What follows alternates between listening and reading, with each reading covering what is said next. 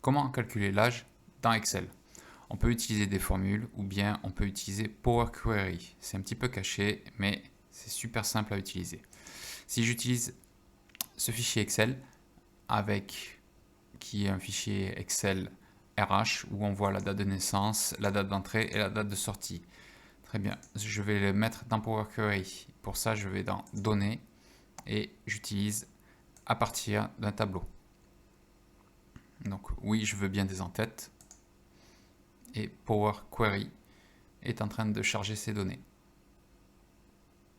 On les voit charger maintenant à l'écran. Bien, si je prends le plus simple, je sélectionne la date de naissance et je vais dans Ajouter une colonne. Si je vais dans Date, je vois que j'ai Âge. Créer une colonne qui contient la durée entre l'heure locale actuelle et les valeurs de la colonne sélectionnée. On peut se dire, c'est très bien, c'est ce que je veux. OK, créer.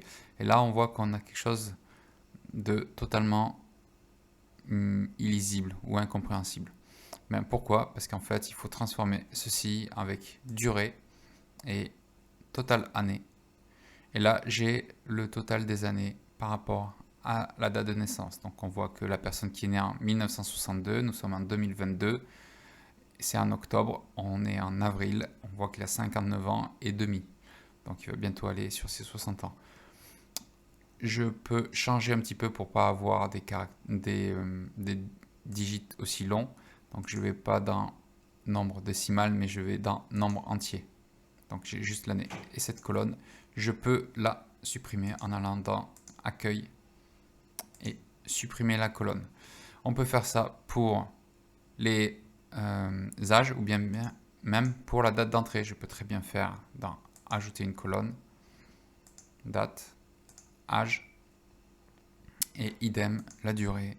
Et je peux la voir en année ou jour ou etc. Donc je vais dans Total année et je peux supprimer Accueil, supprimer la colonne et j'ai l'ancienneté par rapport à la date d'entrée.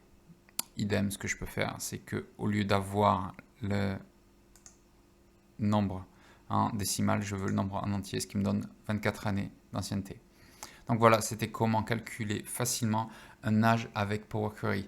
Après, ce qu'il faut faire, c'est juste appuyer sur charger et on a notre nouveau tableau avec les deux dernières colonnes que j'ai ajoutées sans changer les titres, mais qui sont ici. Merci.